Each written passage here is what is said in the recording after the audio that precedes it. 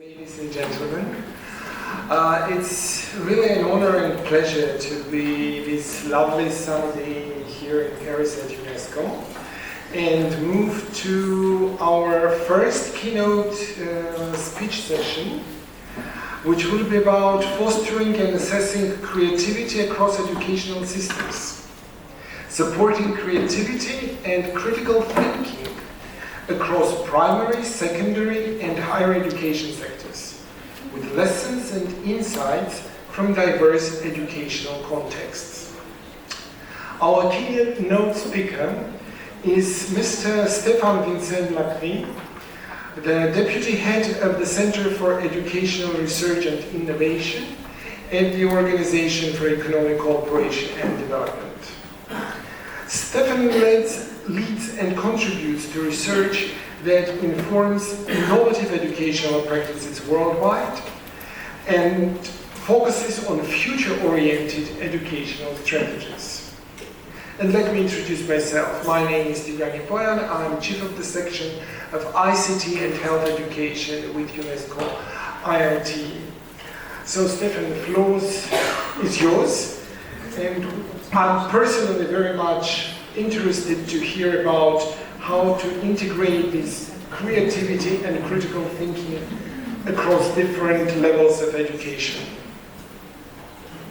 Thank you so much for the introduction.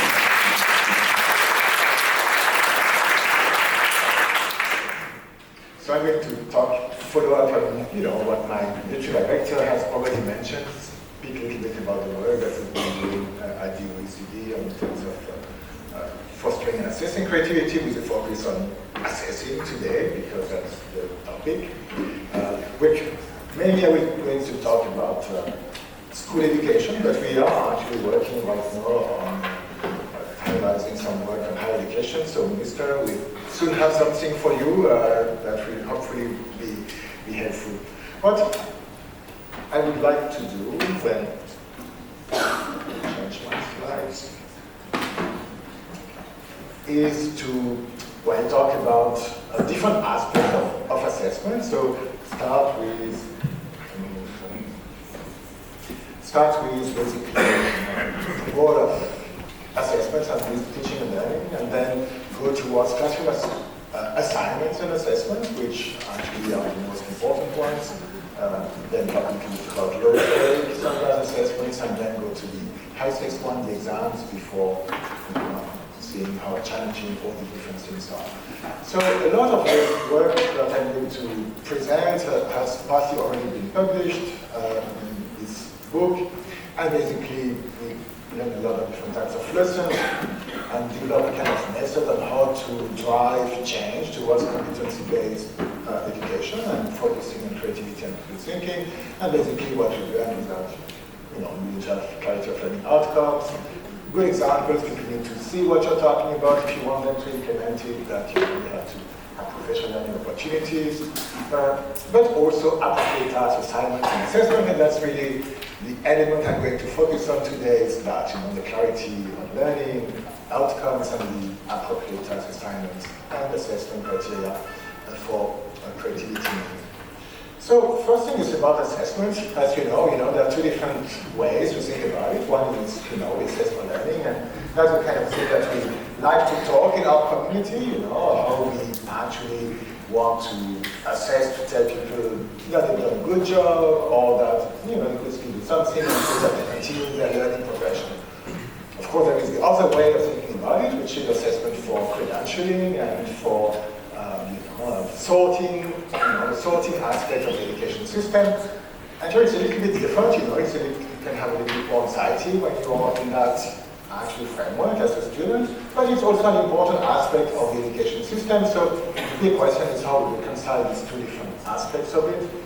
And, interestingly, perhaps, or not interestingly, but the project, started being titled Assessing Creativity. There was no teaching and learning, and then we realized that, in fact, if you want to assess, perhaps we need to teach it first, and so we have to, align these two different aspects, and so that's really the big topic of the conference today.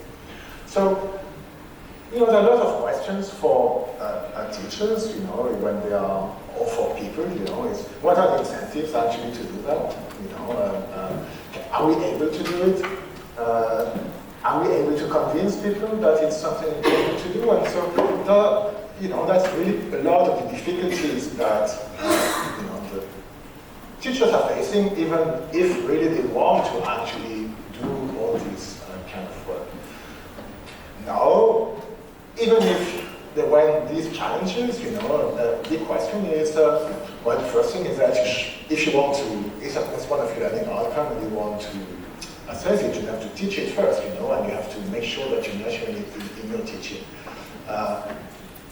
One question we had with practitioners is actually, even if we do that, should we assess it? Perhaps we shouldn't. Actually, we have this bar for assessment, because assessments makes people anxious, they are not in the spirit of creativity, etc. But what we've seen just before is that perhaps actually, if you really want it to happen, you should try to give feedback and to also assess it, and so there are these two different elements. And there is a big question of how do we do that, So it's easy to say we want to foster creativity, we want to assess creativity, and so how are we managing to make this happen? And so what we found is that as was said before, we need to try to provide examples and tools on how to do that.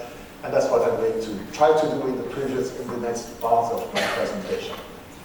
So the first thing that we actually wanted people to do, the teachers to do, is to kind of self-assess that they were actually teaching towards creativity and critical thinking. And for that, we've provided them with a series of tools. One are these conceptual rubrics, so it's a framework in terms of what are the kind of sub-skills that my students should actually develop, and when do I provide these opportunities to my students when I design my lessons and when I do my teaching. And so we making connections to other concepts, generating plays, unusual and compelling ideas, producing, performing, envisioning, so that's climbing the coconut rather than writing about it, or taking a test to say that we can actually do that, and of course reflecting on what we are doing. We've developed a lot of different types of rubrics because the teachers wanted something that's related to their subject, so that we have generic ones, we have subject rubrics as well. And what we asked people to do was a kind of metacognitive approach where they had to reflect on their lesson plans, decompose them in different steps, and then think, when do I actually provide the opportunity to my students to develop all these skills? It doesn't have to be all the time, it doesn't have to be for all the different lessons that people do, but from time to time we have to do that, and we have to reflect on, perhaps actually I never asked them to imagine anything or to do anything, and so, perhaps with lesson it's okay, sometimes you just need to, do transmission, not knowledge transmission, but from time to time if you want to do that, you have to think of how it's going to happen. So what does it look like in terms of assignments and formative assessments? So what we found out is the rubrics that we had were not enough to support the teachers, and so we provided some kind of quality checks, for what are the things that also your lessons should have if you want them to be actually conducive to all these things. And the question I was asking myself is to what extent can this be adapted to assignments, So should the assignment be interesting? Probably, slightly challenging, which there should be technical knowledge, it's not just be on creativity, I want to do something in the subject. There should be a product for performance to assess, and it shouldn't just be taking a test or, a quiz. And the difficult one are, let students co-design part of the problem or dealing with problems that can be dealt with from a different perspective. So that's one thing that is quite challenging for teachers, usually speaking, because they are used to be in the driving seat and to, and we are used to asking, to having, the student giving the right answer to our questions, rather than, and so that's a bit what, so what could it look like? And one of our colleagues and friends, Zengran Evrush, wrote a book for the OECD with Masha Kronowski on metacognitive mathematics, and that was one of the tasks. I adapted it a little bit, but I think it was a good one, So that's basically the question is, which is the cheapest supermarket in town? And that's something that where you have to use your mathematics skills, and you can do it at almost any level of education. You're just going to use more and more sophisticated techniques. And so the big question is, do we have room to co-design the problem here? Can this be looked at from different perspectives? Does it require disciplinary knowledge? Mathematics in that case? Is it challenging or interesting? Well, your economic growth, you find that it can be pretty challenging because that's what they do. That's what it's called inflation. That's what the kind of thing that you have to do to measure inflation, for example. So it can be. So whether it's interesting is a different question. So big question that you have, started my brainstorming on how to do that. So first, how do I know that the goods are comparable? What should be included in what I'm looking at? How many things should I look at? So that's all kind of math questions, then more difficult ones, the discounts, free consideration, how do I do that? Do I have to take into account the time that the shops are open, for example, so that's, and so then brainstorming and trying to find the answers, so I was, the usual approaches are the one in the red column, where basically you are actually looking at the prices. So, if you're in 10-year-old, perhaps you want to go and look at the country prices, your favorite ones, and see different places where it is the case. If you're more sophisticated in an economic bureau, then you will have a basket of goods, and then you will actually compare. But you could also, ask people to, more original, ask people to give you back the prices in real time, so that in fact you would have a set of prices in real time. Now, those are a bit more unusual, that you can have an indirect measure. You could say, oh, probably the cheaper supermarkets put more cheaper products on their shelves than the other ones, and so what I'm going to do is just to measure how much, cheap products there are on their different shelves. That's one way of doing it.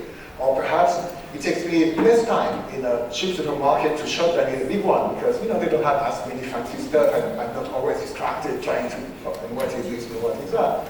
Or perhaps I would just go in front of it and assume that the younger people are, don't have as much means as the older people like me, and so that if I see more of them during that supermarket, then actually probably it's cheaper. Another one that we love, is of course you do a survey. You ask people questions. So, you could go to the pros, you could ask for the population, go to the pros district to ask what they think about it, or you could actually just survey, the inhabitants of, so that's, different possibilities where, you have an assignment that allows you to use your mathematics skills, and actually even in the survey ones, but also to showcase a little bit of creativity, possibly. So that's it. So then the question is, how do we score these things? And so for that we have actually also developed scoring rubrics, and how different criteria to do that, both for creativity and critical thinking. And the important part on that is that we have two different dimensions, product and process. So what does it look like when I only see the end product? And what does it look like when actually I can see the intermediate products, or I can actually watch the learning happening in my classroom? Because it is possible that, the process wasn't so bad, and then you end up with, a bad product. Or sometimes perhaps the reverse, that you're very lucky at the end of the day, especially if it is a quiz, And we know that, creativity and critical thinking are very important, but they're not the only thing that you have to measure. And so using the rubrics also allows you to, one, communicate to people what is important and what will be actually assessed on, but also, if you want to give a score, you can actually use the numbers that you have here and apply them at the end of the day. So, that's summative, can be formative. But of course, the best is also to allow people to revise what they've been doing, to ask for self-evaluation, have discussions, etc., so that in fact you really learn on how to improve, and you learn about what you have learned. So low stakes, I'm going to go very fast now. Low stakes, not that assessment. I know we have lunch coming. As you know, we have, and as already mentioned, we have actually shown that it is possible to do these things, with the PISA 2022, focus on creative thinking, and looking at different domains, written expression, visual expression, social problem solving, and scientific problem solving. And so what it allows you to do, is this kind of rankings, if you want, but also, and my director, Andreas Schleicher, is going to talk about it tomorrow, what are all the different correlations that you can make, and what are the learning that you can have if you do that. And I would say one of the most important aspects of doing this is to start a discussion about, why do we do that, and what are the authors doing, and also to showcase that it is something that is valued and important, and so we want to know what's going on. We're currently working with colleagues from MACAT and Cytex, which was in the room, on a new standardized assessment, which is aligned with the review that you showed and with the Bastia model of MACAT. And we have also some other people working on it in the room, Tom Lubert and his team. And basically the idea is to do it, but for undergraduate students, so that we have the possibility and that they will get feedback on how they are actually doing. And so hopefully you will hear about the progress of that in one of the next summits. It is ongoing. Exam is a tricky one. That's it's a tricky one. Example of what I try to happen is it has this creative writing part of the end of school exam or university entrance exam, more technically speaking.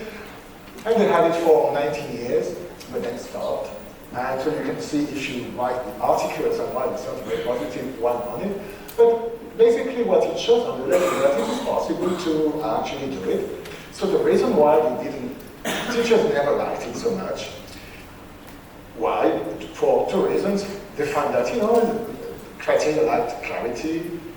It wasn't really something that encouraged creativity. It was something that actually encouraged, was supposed to assess how good you are at understanding different literary styles, so that you have to showcase that you can write a drama. So it was meant actually for the best students. But the best students didn't take that one. They wanted one that where they would have a good grade, and so that where they were more comfortable to showcase what they had already learned. And so one reason then that people don't like it is because that the less good students usually took it, or as perceived by the French teachers, So it's not completely over. They're thinking of how can we actually relearn that and reintroduce it in some way. But you can see that the social acceptance by educators, by a lot of people, when you don't have all these usual criteria, is actually difficult to do. And one reason is just that we take for granted that our way of assessing is the perfect, natural thing to do, but in fact it is a social construction. We're always talking about how we construct knowledge, but with something that has been negotiated and then we have started to accept, and now we like the way it is because we feel that it is fair. And so if you want to change, we have to reinvent this kind of social dimension as well. This can be done more easily at the higher education level. So that's an example of exam that was actually implemented by our Russian colleagues who participated in the higher education version of it. So here it's mainly focused on critical thinking, but there is a little bit of creativity as well as creative thinking, where people are asked to choose unusual, but that are effective, and so that actually are creative and systematic. So let me conclude. We need alignment, between teaching, learning, assessment. I would add, after what I just said before, between formal and non-formal and informal, primary, secondary, and tertiary, between the formative, admission, national exams, because if we don't have that alignment, actually the incentives to do it and the convergence on the kind of criteria that we want to have are not going to happen. So that's really one of the challenges that we have. Part of it is indeed, as was mentioned, on how do we actually integrate that in with teacher education, in service teacher education, and we're just starting to work on that with colleagues and with the GIOCT, and so if you want to know more about it, come and talk to us, Frankie or myself, and we have all these resource is available in an app which is still expanding because most of the higher education work is not there yet, but it will. We're working on it. And so if you're interested to join, that would be very welcome. And thank you very much.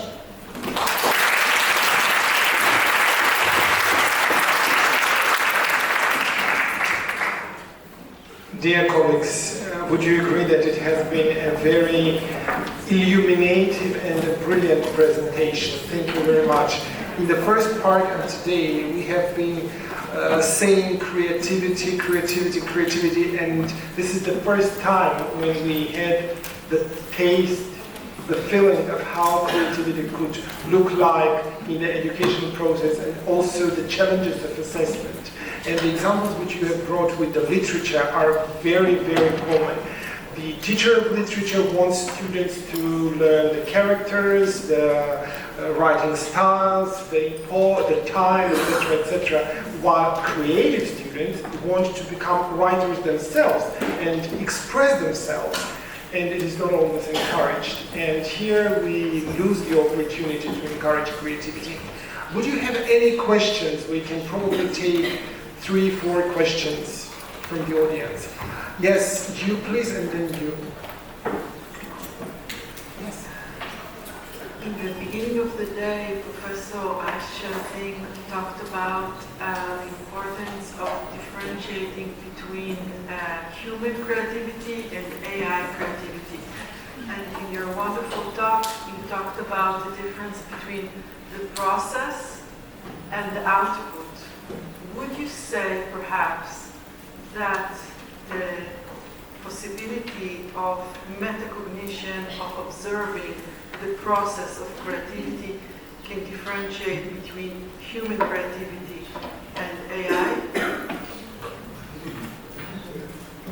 To some extent, yes.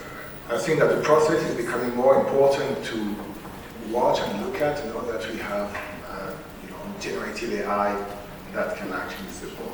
So in the task I've shown on mathematics, for example, well, actually in terms of the methods, you can get a lot of help by the generative AI.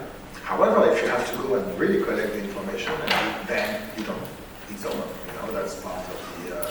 So this part of the process is also very. And the task really depends on.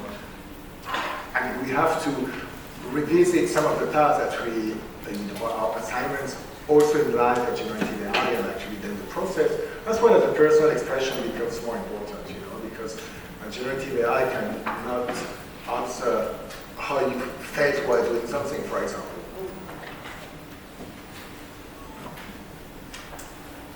Thank you very much. Yeah, your question, please. And then you. Hello.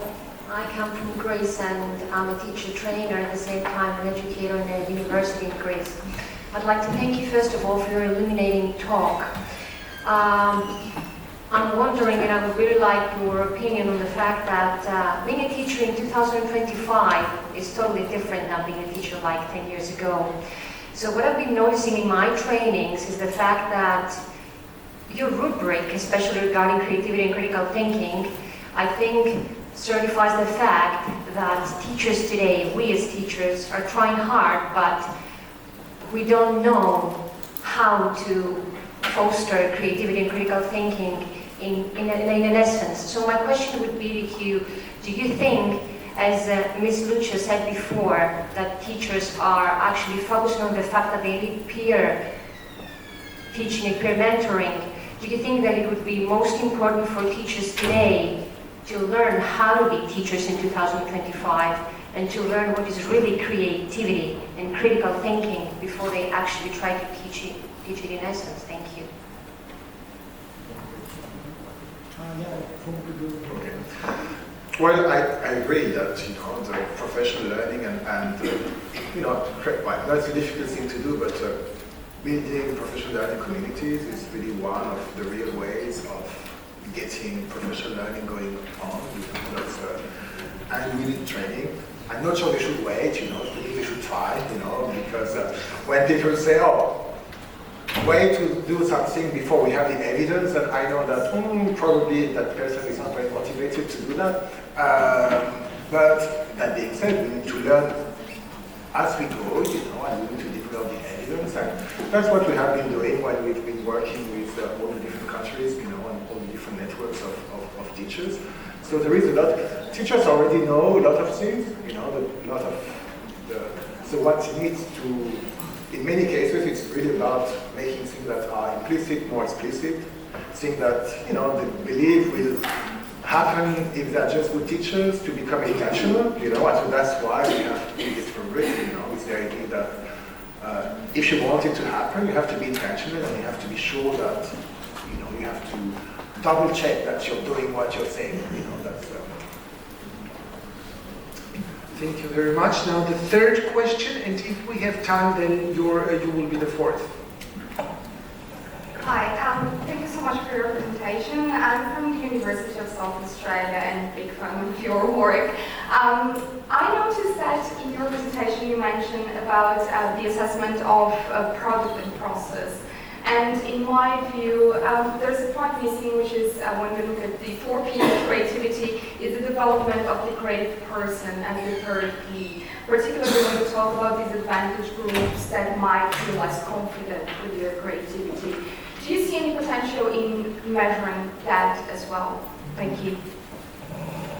I mean, it could be measured. I think the way that you develop, the creative person is by providing more opportunities to exercise the creativity, and so that's no longer a one teacher responsibility, but it's more the school responsibility, the system responsibility, and so it is multiple uses of this. That's why we have these rubrics and tools available for mathematics, science, arts, language skills, etc. So the idea is that all the teachers are responsible. It's not for the arts teachers to develop the creativity and for the science teachers to develop the critical thinking. Thank you very much. Now your question. Yeah, please. Hi, I'm Esra from Turkey.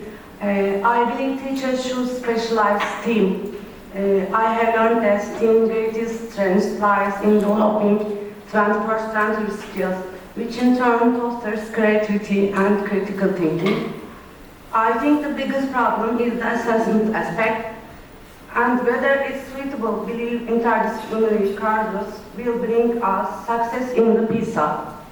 How would you evaluate STEAM education in this context?